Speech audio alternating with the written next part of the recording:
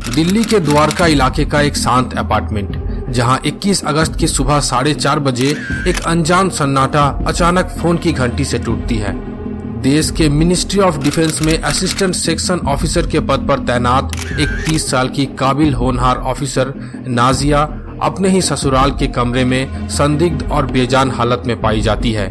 शादी के महज 4 महीने ही बीते थे और नाजिया के साथ बंद दरवाजे के अंदर एक ऐसी अनहोनी हो जाती है। बिहार से बदहवास हालत में पहुंचे नाजिया के परिवार का सीधा आरोप था कि ये कोई साधारण घटना नहीं, बल्कि महीनों से चले आ रहे दबाव, लालच और मानसिक यातना का नतीजा है। क्या वाकई एक मजबूत इरादों वाली क्लास 1 ऑफिसर यूं ही अपने और अपने अजन्मे बच्चे की जिंदगी से हार मान सकती है, या फिर उस बंद कमरे की 4 दीवारी के पीछे कोई ऐसा गहरा राज छिपा था जिसे दबाने की कोशिश की जा रही थी? तो फिर चलिए बिल्कुल शुरुआत से समझते हैं आज की सस्पेंस से भरी दास्तान को।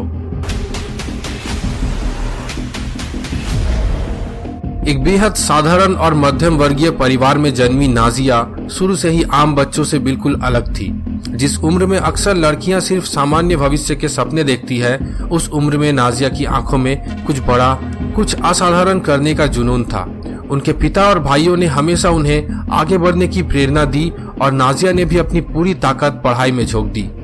घंटों लालटेन और टेबल लैंप की रोशनी में बैठकर किताबें पढ़ना उनकी रोजमर्रा की आदत बन चुकी थी।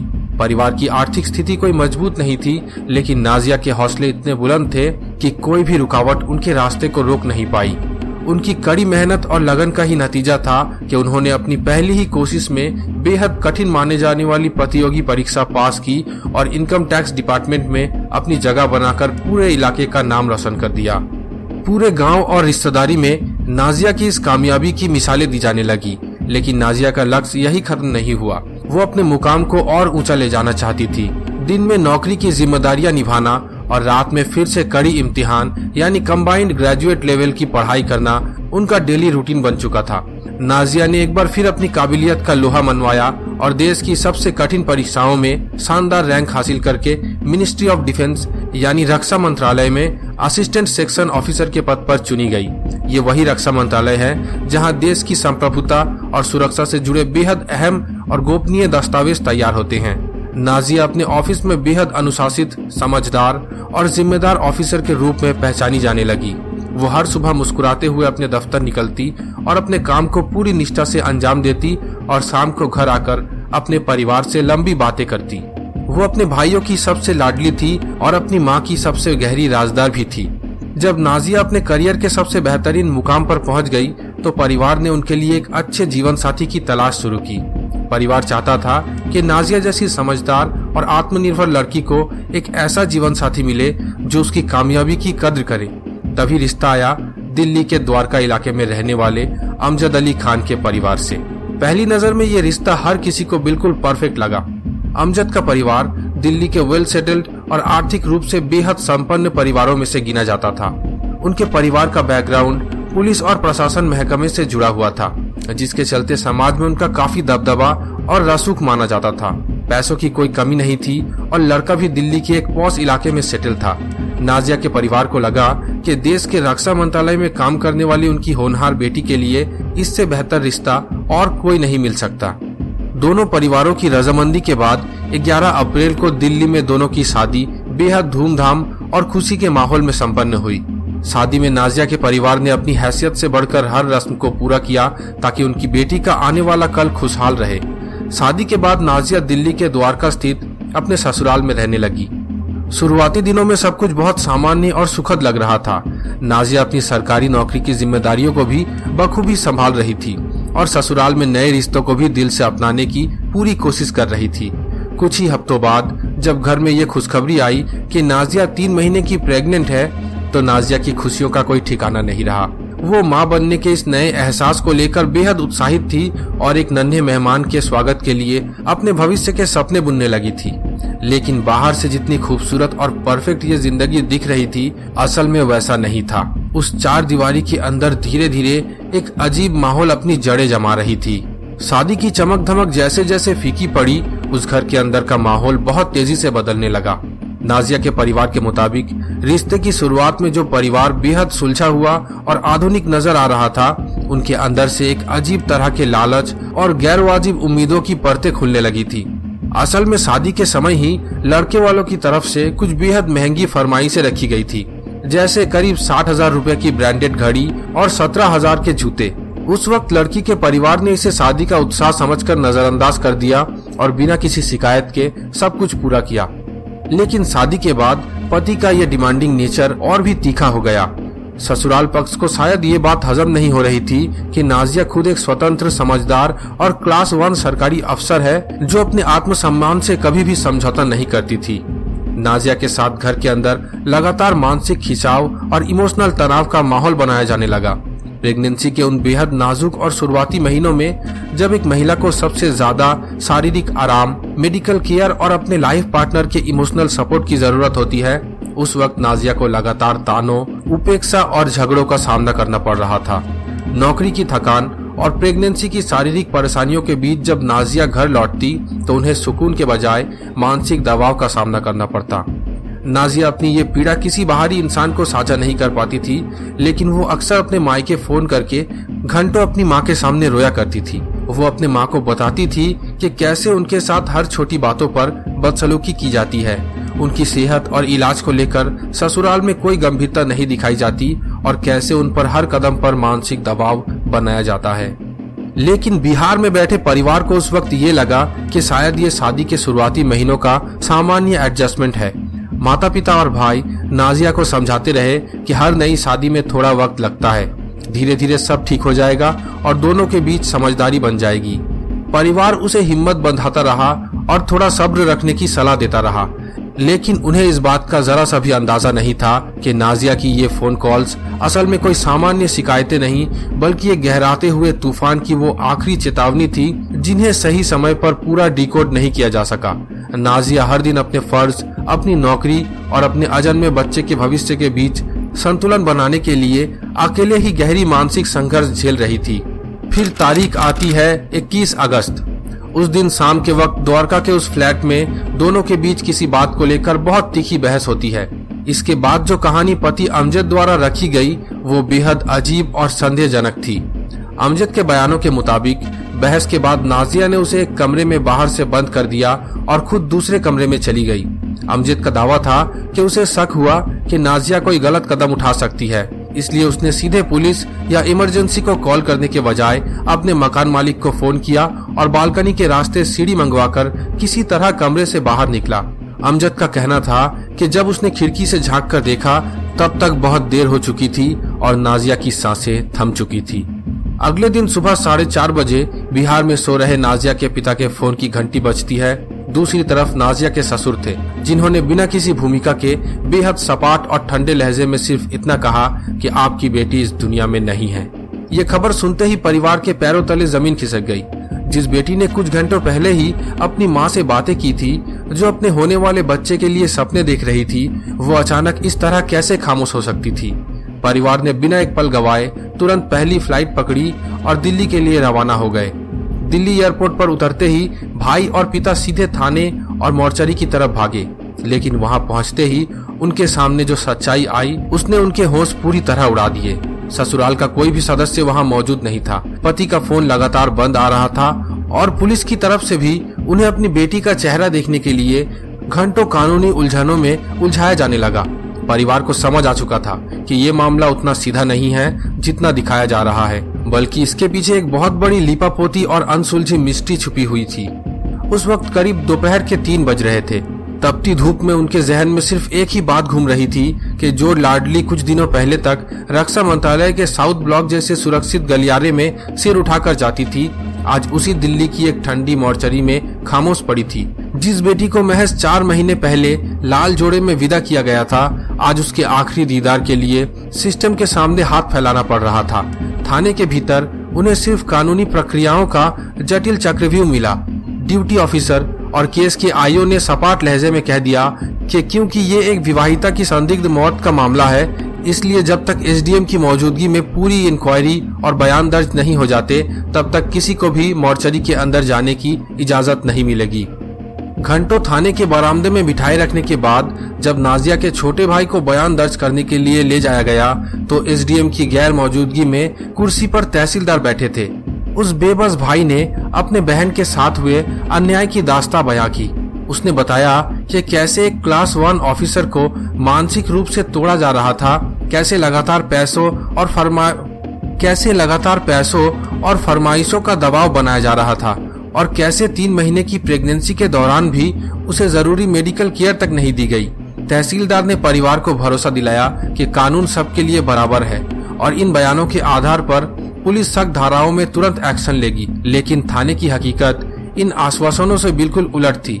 दिन ढलकर रात हुई और फिर अगली सुबह, लेकिन 48 घंटे से ज्यादा का वक्त बीत जाने के बाद भी उस पिता को अपनी बेटी का चेहरा तक देखने का मौका नहीं मिला। थाने से मोर्चरी के चक्कर काटते काटते परिवार के सब्र का बांध पूरी तरह से टूटने लगा। इस पूरे घटनाक्रम में सबसे संदिग्ध बात ये थी ससुराल पक्ष का सीन से पूरी तरह गायब हो जाना। जिस पति अमजद को इस दुख की घड़ी में सबसे आगे होना चाहिए था, वो अस्पताल से लेकर थाने तक कहीं नजर नहीं आया। अमजद के पिता बाबर खान, जिन्होंने सुबह फोन पर मौत की खबर दी थी, उनका और पूरे परिवार का फोन लगातार स्विच ऑफ आने लगा। परिवार का आरोप था कि ससुराल का बैकग्राउंड पुलिस और प्रशासन से जुड़ा हुआ था। इलाके में उनका भारी रसूख और पैसे का दबदबा था। परिवार का दावा था कि इस प्रभाव का इस्तेमाल करके घटना के बाद फ्लैट के भीतर मौजूद जरूरी सुरागों और परिस्थितियों को अपने हक में मोड़ने की कोशिश की गई। बिहार से दिल्ली पहुंचने में परिवार को जो 4-5 घंटे का वक्त लगा, उस दौरान मौके पर क्या क्या बदला गया, ये आज भी एक बड़ा अनसुलझा सवाल बन चुका है। सिस्टम का असली खेल तब सामने आया जब मामले में पहली आधिकारिक एफआईआर दर्ज करने का वक्त आया। परिवार ने अपने लिखित शिकायत में साफ दर्ज कराया था कि शादी को केवल 4 महीने हुए थे और नाजिया को लगातार मानसिक प्रताड़ना का शिकार बनाया गया। कानून के स्पष्ट नियमों के मुताबिक शादी के 7 साल के भीतर किसी भी संदिग्ध परिस्थिति में जान जाने पर प्राथमिकता के तौर पर सख्त और गैर जमानती धाराएं लागू होती है। लड़की का परिवार जब भी धाराओं के बारे में पूछता, उन्हें ये कहकर चुप करा दिया जाता कि कागज तैयार हो रहे हैं और वक्त आने पर कॉपी मिल जाएगी। 3 दिनों की भारी जिद्दोजहद के बाद आखिरकार आधी रात के करीब 1:30 बजे पुलिस ने एफआईआर की कॉपी भाई के हाथों में थमाई। जब भाई ने उस दस्तावेज को देखा तो उसके पैरों तले जमीन खिसक गई। एफआईआर में केवल वीएनएस की धारा 85 और 108 दर्ज की गई, जो घरेलू क्रूरता और उकसाने के संबंधित है। शादी के 7 साल के भीतर संदिग्ध मौत वाली सख्त धाराओं को पूरी तरह नजरअंदाज कर दिया गया था। हैरानी की बात यह थी कि शिकायत की जो रिसीविंग दी गई थी, उस पर थाने की कोई आधिकारिक सील तक नहीं थी, सिर्फ पेन से एक साधारण नंबर दर्ज था। सबसे बड़ा झटका तब लगा जब एफआईआर में पीड़ित परिवार के बयानों से ज्यादा आरोपी पति अमजद की कहानी को दी गई, जिनमें उसने खुद को लाचार और कमरे में बंद दिखाने का दावा किया था। ये साफ इशारा कर रहा था कि कानूनी पहलू को शुरुआत में ही हल्के करने की कोशिश कर दी गई है। अब सवाल ये उठता है कि आखिर इस पूरे मामले का असली मोटिव क्या था? उस घर के भीतर ऐसा कौन सा लालच था जिसने एक कामयाब ऑफिसर को इस मोड़ पर लाकर खड़ा कर दिया? परिवार के मुताबिक रिश्ते की शुरुआत में ही लड़के की तरफ से 60,000 की लग्जरी घड़ी और 17,000 के ब्रांडेड जूते जैसी बेतुकी फरमाइशें की गई थी। उस वक्त परिवार ने रिश्ते की खातिर सब कुछ पूरा किया, लेकिन जब परिवार वालों ने देखा कि नाजिया अपने वसूलों पर चलने वाली एक मजबूत लड़की है और वो किसी भी दबाव के आगे झुकती नहीं, तो उस घर में ईगो और वर्चस्व की जंग शुरू हो गई। नाजिया जैसी मजबूत लड़की, जिसने बिहार के गांव से निकलकर बिना कोचिंग के अपनी मेहनत से पहले इनकम टैक्स और फिर रक्षा मंत्रालय में मुकाम हासिल किया हो, वो किसी छोटी बहस से टूटने वाली नहीं थी। मगर प्रेगनेंसी एक ऐसा दौर होता है जहां हर महिला अपने भीतर पल रहे जीवन के लिए बेहद संवेदनशील हो जाती है। नाजिया साउथ ब्लॉक की जिम्मेदारियों और घर के तानों के बीच पिस रही थी। वो माँ को रो रो कर सब बताती थी, लेकिन मायके वालों ने रिश्ते को बचाने के लिए उन्हें सब्र रखने को कहा, और यही बात आगे चलकर उनके परिवार वालों के सीने में खंजर की तरह चुभने लगी। पति अमजद की बालकनी और सीढ़ी वाली कहानी कई गंभीर सवाल खड़ा करती है। अमजद का दावा था कि नाजिया ने उसे कमरे में बंद कर दिया और उसने सीढ़ी मंगवाकर बाहर निकलकर खिड़की से देखा। अब सवाल ये उठता है कि अगर कोई अपनी पत्नी को किसी खतरे में देखता है तो पहला रिएक्शन 112 नंबर पर कॉल करना या पड़ोसियों को पुकारना होता है, न कि चुपचाप सीढ़ी का इंतजार करना। बाहर आने के बाद उसने तुरंत दरवाजा तोड़कर नाजिया को अस्पताल ले जाने की कोशिश क्यों नहीं की? ये घटना रात की थी तो मायके वालों को सुबह 4:30 बजे खबर क्यों दी गई? और अगर अमजद बेकसूर था तो वो और उसका परिवार जांच में शामिल होने के बजाय फरार क्यों हो गया? नाजिया का परिवार आज किसी बदले की नहीं बल्कि सिर्फ सच और निष्पक्ष न्याय की मांग कर रहा है। उनकी साफ मांग ये है कि मामले की जांच स्थानीय पुलिस से हटाकर सीबीआई को सौंपा जाए या हाई कोर्ट की निगरानी में एसआईटी बनाई जाए ताकि सच सामने आ सके। दोस्तों, ये अभी ऑनगोइंग केस है, इसलिए अगर आपको इस केस का अंत जानना है तो 1 या 2 हफ्ते में आप इस वीडियो को फिर से चेकआउट कर सकते हैं। आपको कमेंट बॉक्स पर अपडेट मिल जाएगी। द्वारका का ये मामला हम सभी के सामने एक बड़ा सवाल छोड़ जाता है कि क्या किसी बेटी का आत्मनिर्भर होना भी उसे इस तरह से दबाव और सुरक्षित रखने के लिए काफी नहीं है? दोस्तों, इस वीडियो के बारे में आपकी क्या राय है, हमें कमेंट करके जरूर बताएं। अगर आपको इस तरह की ट्रू क्राइम स्टोरीज पसंद आती है तो अभी हमारे चैनल को सब्सक्राइब करें और बेल आइकन को दबा दें। 28 जून उत्तर प्रदेश का मथुरा जिला। 3 साल का एक नन्हा जान माधव अपने बिस्तर पर बेसुध होकर पड़ा था। हर रोज की तरह उसकी चेहरे पर मासूमियत थी, लेकिन इस बार कुछ बेहद डरावना था। काफी देर होने के बाद भी माधव आंखें नहीं खोल रहा था। घर के अंदर चारों तरफ एक अजीब सी खामोशी और अनहोनी का एहसास होने लगा था। माधव की मां रुचि गुप्ता शाम के करीब 5 बजे घबराते हुए अपने पति कृष्ण मुरारी को फोन करती है। कृष्ण मुरारी पास ही के इलाके में अपना मेडिकल स्टोर चलाते थे। फोन आते ही वो डर गए और तुरंत भागते हुए अपने घर पहुंचे। इसके बाद कृष्ण मुरारी बिना कोई समय गवाए अपने बच्चे को लेते हैं और पास ही के सिम्स अस्पताल पहुंचते हैं। उसके बाद अलग अलग कई अस्पताल जाते हैं, लेकिन हर जगह डॉक्टर्स उन्हें बस एक ही बात बताते हैं कि अब बहुत देर हो चुकी है और उनका बच्चा इस दुनिया से जा चुका है। डॉक्टर्स की बात सुनते ही पल भर में उनकी दुनिया उजड़ जाती है। लेकिन इस समय तक आसपास के लोग और परिवार वालों को लग रहा था ये कोई कुदरती हादसा है जिसमें उन्होंने एक नन्ही सी जान गंवा दी।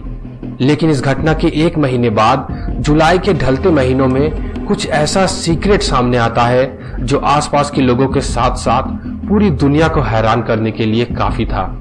आखिर उस बंद कमरे में उस दिन ऐसा क्या हुआ था और ऐसा क्या कारण था जिसकी वजह से उस मासूम जान को हमेशा हमेशा के लिए मिटा दिया गया? क्या वाकई एक माँ अपने औलाद के साथ इतना बड़ा कदम उठा सकती है या फिर इसके पीछे कुछ और ही राज छुपा था? तो चलिए आज की इस क्राइम स्टोरी को बिल्कुल शुरुआत से समझते हैं। इस कहानी की शुरुआत होती है उत्तर प्रदेश के मथुरा जिले के एक बेहद सीधे साधे और मिडिल क्लास परिवार से।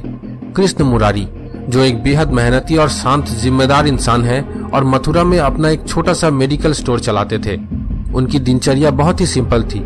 सुबह दुकान जाना, दिन भर मेहनत करना और शाम को अपने परिवार के पास लौट आना। लगभग 6 साल पहले कृष्ण मुरारी की शादी रुचि गुप्ता नाम की एक लड़की से हुई।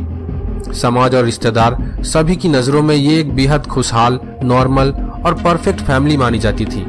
शादी के कुछ सालों बाद इस परिवार में 2 प्यारी खुशियों ने कदम रखा। एक 5 साल की बेटी और 3 साल का बेटा माधव। माधव पूरे घर का चिराग और सबका बहुत चहेता था। उसकी गोलमोल चमकती आंखें, चेहरे पर हमेशा बनी रहने वाली एक बेहद प्यारी सी स्माइल और उसकी छोटी छोटी मासूम हरकतें पूरे घर के माहौल को खुशनुमा बनाए रखती थी। माधव को कैमरे से बहुत लगाव था। कभी वो खुद अपने पिता के फोन में अपनी छोटी छोटी वीडियो रिकॉर्ड करवाता तो कभी मोबाइल स्क्रीन पर खुद को देखकर खुशी से नाचने लगता। उसकी मासूमियत ऐसी थी, जो भी उसे एक नजर देख लेता बस देखता ही रह जाता। कृष्ण मुरारी के लिए उनका ये छोटा सा परिवार उनकी पूरी दुनिया थी और वो अपने बच्चों के बेहतर भविष्य के लिए दिन रात मेहनत करते थे। लेकिन इस बाहर से दिखने वाली बेहद खूबसूरत और परफेक्ट फैमिली के पीछे एक ऐसा डार्क सीक्रेट छुपा हुआ था जिससे कृष्ण मुरारी पूरी तरह से अनजान थे। शादी से काफी समय पहले अपने मायके के दिनों से ही रुचि गुप्ता का अफेयर रोहित सिंह नाम के एक स्थानीय लड़के से चल रहा था। दोनों के बीच ये रिलेशनशिप काफी गहरा और पुराना था। लगभग 6-7 साल पहले जब रुचि के परिवार वालों को इस गुप्त रिश्ते की थोड़ी सी भनक लगी तो उन्होंने बिना कोई वक्त गवाए तुरंत रुचि का रिश्ता तय किया और 6 साल पहले कृष्ण मुरारी के साथ उसकी शादी करवा दी। परिवार वालों को लगा कि शादी होने के बाद सब कुछ ठीक हो जाएगा और लड़की अपनी नई जिंदगी में सेटल हो जाएगी। शादी हुई, समय बीता और घर में 2 बच्चे भी आ गए, लेकिन रुचि के दिल और दिमाग से रोहित सिंह का ख्याल कभी बाहर नहीं निकला। शादी के 6 साल बीत जाने के बाद भी और 2 बच्चे की जिम्मेदारी आने के बावजूद रुचि अपनी शादीशुदा जिंदगी और इस सीक्रेट रिलेशनशिप को एक साथ चलाए जा रही थी। कृष्ण मुरारी रोजाना सुबह दुकान चले जाते और पीछे से रुचि अपने पुराने साथी रोहित से घंटों फोन पर बात करती। 6 सालों तक ये सिलसिला इतने शातिर और सीक्रेट तरीके से चलता रहा कि पति या ससुराल वालों को कभी भी जरा सा भी डाउट नहीं हुआ। समय बीतता गया और 28 जून का वो बदकिस्मत दिन आ पहुंचा। रोज की तरह गर्मी की उस दोपहर को कृष्ण मुरारी अपने काम के सिलसिले में मेडिकल स्टोर पर थे। घर पर रुचि गुप्ता अपनी 5 साल की बेटी और 3 साल के बेटे माधव के साथ अकेली मौजूद थी। दोपहर के वक्त रुचि अपने कमरे का दरवाजा बंद करके फोन पर बात कर रही थी। रुचि अपने प्रेमी के साथ फोन पर खोई हुई थी। तभी 3 साल का मासूम माधव कमरे में खेलते खेलते शोर मचाने लगता है। माधव अपनी उम्र के बाकी बच्चों की तरह ही चंचल था। वो खेल खेल में जिद करने लगा, रोने लगा और अपनी माँ का अटेंशन पाने के लिए उसके आसपास घूमकर उधम मचाने लगा। लेकिन फोन कॉल में पूरी तरह से मशगूल रुचि गुप्ता के लिए ये बच्चे की मासूमियत नहीं, एक बहुत बड़ी प्रॉब्लम थी। फोन के उस पार से रोहित की आवाज ठीक से सुनाई नहीं दे रही थी और कमरे में बच्चा लगातार शोर मचाया जा रहा था। इस मामूली सी बात ने रुचि के दिमाग में अचानक बहुत ज्यादा फ्रस्ट्रेशन पैदा कर दिया। गुस्सा और चिढ़ इतनी ज्यादा बढ़ गई कि रुचि ने अपने दिमागी संतुलन और आपा पूरी तरह से खो दिया। उसने पहले तो अपने बच्चे को चुप कराने के लिए डांटा और उसके साथ बदसलूकी की, लेकिन मासूम माधव डर के मारे जब जोर जोर से रोने लगा और बिलखने लगा। इसी बीच बंद कमरे के अंदर एक ऐसा खौफनाक मोड़ आया जिसने उस मासूम बच्चे की जिंदगी का चिराग हमेशा हमेशा के लिए बुझा दिया। रुचि ने उस 3 साल के बच्चे के साथ ऐसी खौफनाक ज्यादती की जिससे कुछ ही पलों के अंदर बच्चे की सांसें अचानक थम गई। कमरे का सारा शोर, रोना और उधम पल भर में एक सन्नाटे में तब्दील हो गया। जब रुचि को एहसास हुआ कि उसने गुस्से में क्या अनहोनी कर दी है, तो उसने बेहद ठंडे दिमाग से इस घटना को एक अनहोनी या हादसे में बदलने की प्लानिंग की। उसने पहले आराम से अपनी फोन कॉल खत्म की। इसके बाद उसने एक घबराई हुई और बदहवास माँ का नाटक रचना शुरू किया। रुचि ने रोते और बिलखते हुए अपने पति कृष्ण मुरारी को फोन मिलाया और कहा कि माधव काफी देर से सो रहा है और वो आंखें नहीं खोल रहा। फोन सुनते ही बदहवास कृष्ण मुरारी तुरंत घर पहुंचे। बच्चे को बेसुध देखकर उनके हाथ पांव फूल गए। वो फौरन बच्चे को गोद में उठाए और मथुरा के सिम्स अस्पताल और अन्य जगहों पर भागे, लेकिन डॉक्टरों ने जांच के बाद कह दिया कि बच्चे की तो पहले ही सांसें जा चुकी है। उस वक्त किसी भी रिश्तेदार या पड़ोसी को रुचि पर जरा सा भी शक नहीं हुआ। सबको लगा कि ये कोई अचानक हुई मेडिकल इमरजेंसी या अनहोनी है। दुख में डूबे परिवार ने बिना कोई पुलिस कंप्लेन दर्ज कराए या बिना पोस्टमार्टम कराए मासूम को नदी किनारे अंतिम संस्कार कर दिया। सबको लगा कि कहानी यहीं खत्म हो गई, लेकिन असली सस्पेंस और इन्वेस्टिगेशन तो इस ढोंग के पीछे से शुरू होने वाला था। 28 जून के उस दुखद हादसे के बाद दिन बीतते गए। परिवार के लोगों को लगा कि वक्त के साथ साथ गम के जख्म धीरे धीरे भर जाएंगे। मासूम माधव को नदी किनारे दफनाया जा चुका था और पूरा परिवार इस बहुत बड़े नुकसान से उबरने की कोशिश कर रहा था। लेकिन जैसे जैसे जुलाई का महीना आगे बढ़ रहा था, पति कृष्ण मुरारी को अपने ही घर के माहौल पर कुछ बहुत ही अजीब, अनकंफर्टेबल और सस्पिशियस फील होने लगा। जिस माँ ने अभी अभी अपने 3 साल के मासूम बच्चे को खोया हो, उसके हाव भाव में गम या दुख के बजाय एक अजीब सा सन्नाटा और बेरुखी नजर आ रही थी। घर में मातम का माहौल था, लेकिन रुचि गुप्ता का ज्यादातर समय अब भी अपने मोबाइल स्क्रीन पर ही जा रहा था। कृष्ण मुरारी चुपचाप इस अनयूजुअल बिहेवियर को नोटिस कर रहे थे। उनके दिमाग में वो सवाल बार बार कौंध रहा था कि आखिर उस दोपहर को बंद कमरे में ऐसा क्या हुआ था जो हंसता खेलता बच्चा हमेशा के लिए खामोश हो गया। जुलाई का महीना आधा बीत चुका था और एक रात कृष्ण मुरारी के हाथ एक ऐसी सुराग लगी जिसने पूरे मामले का रुख ही मोड़ दिया। घर के एक कोने में कृष्ण मुरारी ने अपनी पत्नी रुचि को किसी से दबी आवाज में बहुत ही घबराई हुई टोन में बात करते हुए सुन लिया। फोन के उस पार कोई अनजान इंसान था और रुचि की बातों में बच्चे को खोने का कोई अफसोस नहीं, बल्कि इस पूरे राज के बाहर आने का डर साफ झलक रहा था। बात करते करते उसके मुंह से कुछ ऐसे शब्द निकले जिससे किस्त मुरारी का शक अब गहरे यकीन में बदलने लगा। बिना कोई वक्त गवाए किस्त मुरारी ने अपने पत्नी के फोन की कॉल डिटेल्स रिकॉर्ड CDR निकलवाने का गुप्त फैसला किया और जब कॉल हिस्ट्री की पूरी डिटेल सामने आई तो किस्त मुरारी के पैरों तले जमीन खिसक गई। उस कॉल रिकॉर्ड में एक अननोन नंबर बार बार सामने आ रहा था जिस पर दिन में दर्जनों बार और घंटों तक बातें की जा रही थी। यहाँ तक कि 28 जून की उस बदकिस्मत दोपहर को भी उसी नंबर पर एक लंबी बातचीत दर्ज थी। जब किस्त मुरारी ने सख्त होकर उस नंबर और उस दोपहर के बारे में पूछताछ की तो रुचि घबराने लगी और बात को घुमाने लगी। लेकिन जब किस्त मुरारी ने साफ कह दिया कि उन्हें इस बारे में सब कुछ पता चल चुका है, तब घर के अंदर का माहौल बेहद तनावपूर्ण हो गया। जब घर के अंदर दबाव और पूछताछ बहुत ज्यादा बढ़ गई तो आखिरकार रुचि गुप्ता का सब्र टूट गया। उसने घबराते हुए अपने पति के सामने कबूल किया कि उस दोपहर उसके हाथों एक बहुत बड़ी गलती हो गई। बच्चा उधम मचा रहा था और गुस्से में उसने ये खौफनाक अनहोनी कर दी। ये बात सुनते ही किस्त मुरारी का दिल पूरी तरह से टूट गया। जिस औरत को उन्होंने अपनी घर की इज्जत और अपने बच्चों की मां माना, वो अपने ही मासूम बच्चे की दुश्मन निकली। किस्त मुरारी ने तुरंत इस पूरी बात को अपने छोटे भाई गोविंद गुप्ता को बताई। मामले की गंभीरता को देखते हुए 27 जुलाई 2026 को गोविंद मथुरा के बलदेव थाने पहुंचे और अपनी भाभी रुचि गुप्ता के खिलाफ लिखित शिकायत दर्ज करवाई।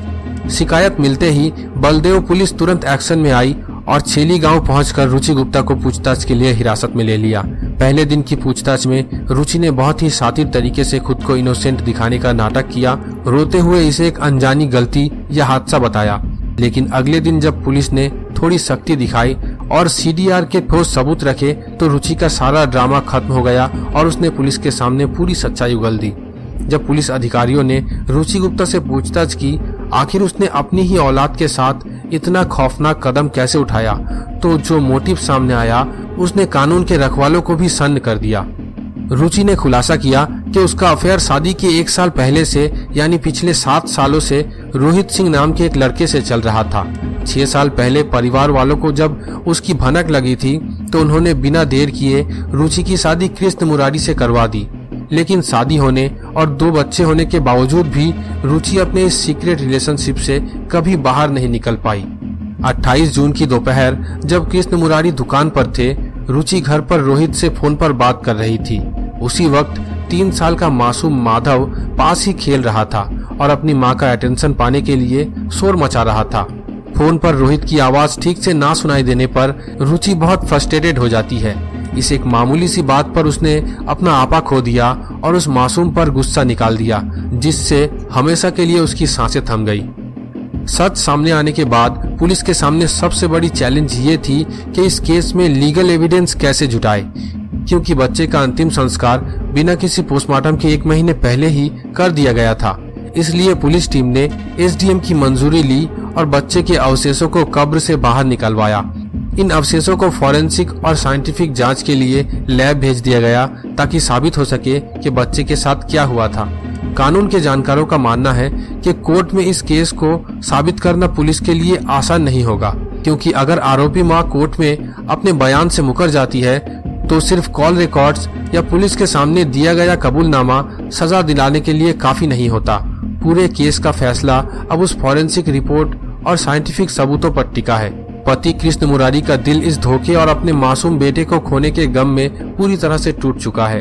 ऑन कैमरा मीडिया से बात करते हुए उन्होंने नम आंखों से बस यही मांग की कि उनकी पत्नी और इस पूरी साजिश में शामिल हर आरोपी को कानून के मुताबिक सख्त से सख्त सजा मिले, ताकि उनके मासूम बेटे माधव को इंसाफ मिल सके। ये घटना हमें सोचने पर मजबूर कर देती है कि जब इंसानी स्वार्थ और रिश्ते इतने धुंधले हो जाए तो कैसे एक हंसता खेलता परिवार पल भर में बिखर जाता है।